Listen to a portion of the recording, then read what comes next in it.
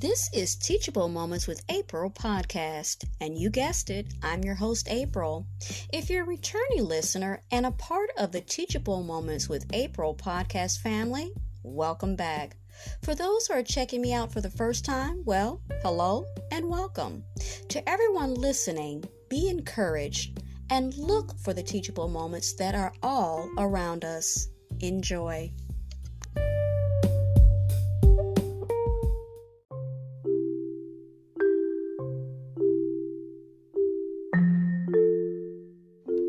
Hello, I'm your host, April from Teachable Moments with April podcast. And I found something sort of interesting that I would like to explore with you guys together. It's on BibleStudyTools.com, and it's an article entitled, "What Does the Bible Say About Immigrants?" And it was published October 4th of this year, and it was written by Mike Leake. A plaque on the Statue of Liberty reads this: "Keep ancient lands your stored pomp," cries she with silent lips. "Give me your tired, your poor, your huddled masses yearning to breathe free, the wretched refuse of your teeming shore. Send these, the homeless, tempest tossed to me. I lift my lamp beside the golden door."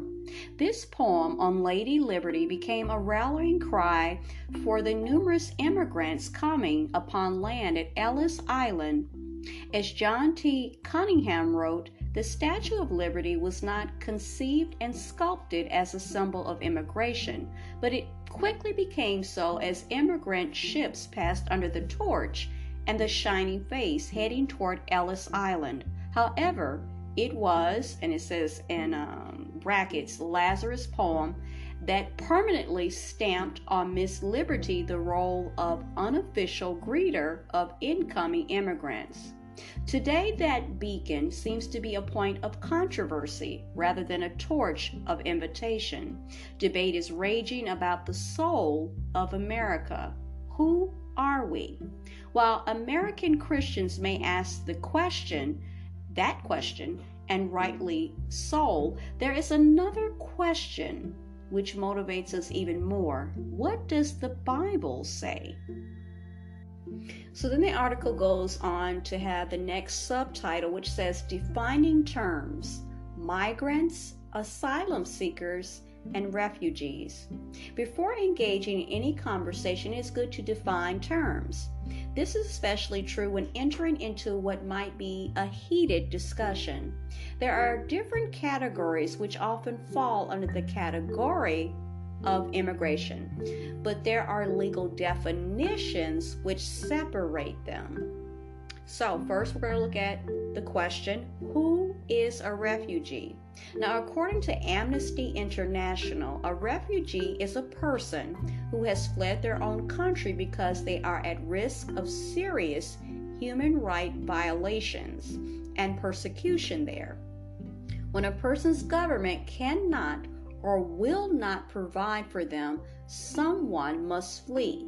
Often they are fleeing war, violence, or persecution. Now, in order to be a refugee, one must meet certain criteria, and the determination is made on a case-by-case basis. Now, according to the USCIS, in making this determination, we consider the conditions in the country of origin and evaluate the individual's credibility.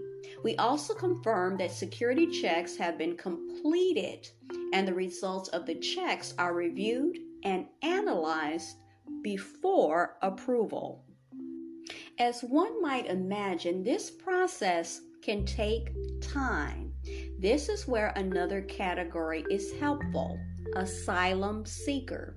What is an asylum seeker? Every refugee was once an asylum seeker. According to Amnesty International, an asylum seeker is a person who has left their country and is seeking protection from persecution and serious human rights violations in another country, but who hasn't yet been legally recognized as a refugee. and is waiting to receive a decision on their asylum claim. Seeking asylum is a human right. This means everyone should be allowed to enter another country to seek asylum. The right to seek asylum is enshrined in not only U.S. but also international law. The qualifications are similar, but an asylum seeker follows a different process. It is a complicated process that involves many different federal agencies. Current wait times are about 4 years long, and asylum seekers can stay in the country while their application is pending. What is a migrant? There is no accepted definition of a migrant, but we know that a migrant is not an asylum seeker or a refugee. Okay? So they're saying there is no accepted definition of a migrant. Interesting. They are people who have left their home country seeking work, study, joining family, or simply starting a new life. Some leave because of difficult circumstances in their home country, but not those which would arise to the level of, let's say, of an asylum or refugee. Okay, asylum seeker or refugee, like being devastated by a natural disaster. A migrant holds a different legal status than one who is seeking an asylum or refugee or refuge. Asylum or refuge. Though they all seem to fall under the umbrella of discussions about immigration, technically an immigrant is one who chooses to leave their country of origin. Again, it could be for reasons of great difficulty, and a refugee is compelled to leave their country of origin. So then it goes on to say, for this article, we'll be discussing the biblical response to migrants, not asylum seekers or refugees. Those are important, but slightly different discussions. Now we get to the key question here. Does the Bible talk about immigrants? It's something difficult to parse these distinctions in the scriptures, though. In some instances, it is clear that a person is seeking asylum, but in many instances, the Bible seems to use words like stranger, sojourner, foreigner, which are somewhat interchangeable. It can mean those seeking asylum, and it can simply mean someone migrating to another country to move away from hardship.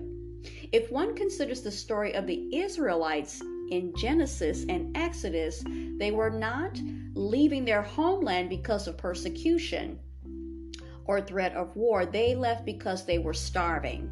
This would not meet the criteria of asylum seeking, so we would consider them as migrants. Keep this in mind as we consider Leviticus 19:34. There it says this: the foreigner residing among you must be treated as your native born. Love them as yourself, for you were foreigners in Egypt. I am the Lord your God. And the Bible repeatedly emphasizes the importance of welcoming and showing kindness to strangers or immigrants. Now, it could potentially be argued that Deuteronomy 10 is talking about asylum seekers, but again, the Lord connects it to their identity in Egypt. At Deuteronomy 10, verses 18 and 19, it says, He defends the cause of the fatherless and the widow, and loves the foreigner residing among you, giving them food and clothing, and you are to love those who are foreigners, for yourselves were foreigners in Egypt. A similar statement is made in Exodus 22:21 about not mistreating foreigners residing among you. The Bible also has many examples of immigrants in the scriptures. Who were some immigrants in the Bible? Ruth's story is one of immigration. Again, she's seeking to leave hardship, not necessarily any sort of persecution or war. She's a Moabite woman who has come to Israel with her mother-in-law, Naomi. She became part of the community of Israel, though a foreigner. Now, often referred to as the father of faith, Abraham is a significant biblical figure who left his homeland, Ur of the Chaldeans, and became an immigrant in the land of Canaan. Now, God made a covenant with Abraham, promising to give his descendants the land they were dwelling in. And Moses spent a significant part of his life as an immigrant in Madian after fleeing from Egypt. It was during this time that he encountered God at the burning bush and received his call to lead the Israelites out of Egypt. Now, some like to mention that Jesus, Mary, and Joseph can be considered as immigrants. Technically, they would fall under the category of an asylum seeker. The same would be true of David seeking asylum with the Philistines. The same could be said of early Christians who scattered because of persecution. Now, the next question they look at in this article is, how does the Bible say Christians should treat immigrants? Now, we can debate laws and such within our nation when it comes to the receiving of immigrants, how to handle asylum seekers, and whether or not to provide refuge as a nation. But the scriptures calls us to a certain response as individuals engaging flesh and blood immigrants. First, we are called to compassion and empathy. The Bible calls Christians to treat immigrants and foreigners with the compassion and empathy, found in Leviticus 19:24, which is a reflection of God's heart for all people, regardless of their nationality or background. Secondly, we are to respond with both justice and fair treatment. God is just, and his desire is for his people to act justly as well. Again, Deuteronomy 10 verses 18 and 19 shows us God's fatherly care. This does call us to be people of truth as well. There ought to be structures for providing legal immigration. The system should be both just for those seeking to migrate to a country and just for the citizens who already reside there. Okay, so it also is important for Christians to remember our own history. God called the Israelites to remember their own history of being migrants to Egypt who were eventually enslaved. Their freedom was bought for a price, and they ought to reflect this in their interactions with others. This is extended in the New Testament in Ephesians 2:12, when Paul reminds the believers of their previous history. Now, God's plan of redemption extends to the entire world, and his love knows no national boundaries. We must reflect this in our love and care for all humanity. Now, next we should consider the Great Commission. And it says, I remember as a student in seminary at Louisville, marveling at the number of people groups represented in our apartment complex. We found that many of those were from unreached people groups. He says people groups here. Places where we cannot at present get the gospel, yet God had graciously brought these people to us. The Great Commission calls us to think missionally about this question of immigration. This commission underscores the global scope of the gospel message and the importance of reaching out to people from every background. Lastly, we must consider our unity in Christ. In Christ, believers from various nations and backgrounds are brought together as one body. And then they make reference to 1 Corinthians 12:13 and Galatians 3:28. The unity of believers transcends cultural and national differences, emphasizing the interconnectedness of all who belong to Christ.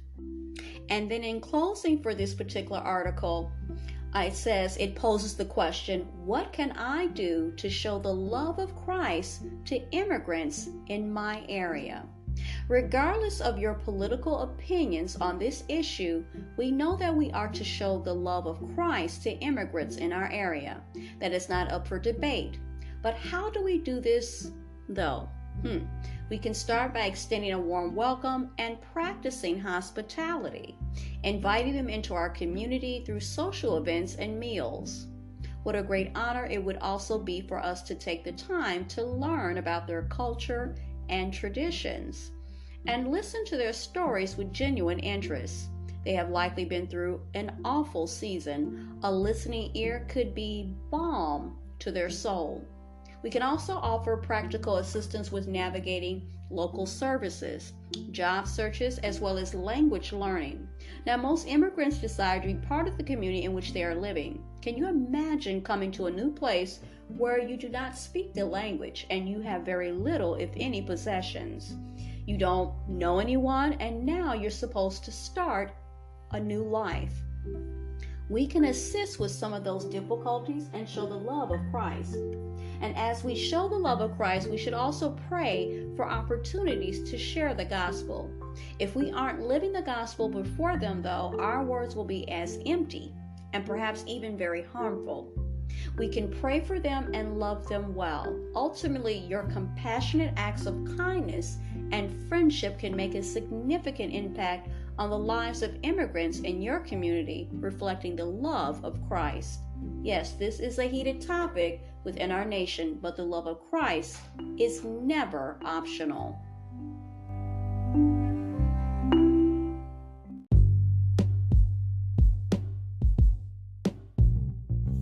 You were just listening to Teachable Moments with April podcast. I truly hope you enjoyed this episode. We invite you to stay connected with us on the other social media platforms of ours, which is TikTok, Pinterest, Instagram, Threads, and YouTube. Also, we'd like to invite you to check out our official podcast landing page on podpage.com/teachable moments with April to see all our content in one place and leave personal messages, feedback, and more.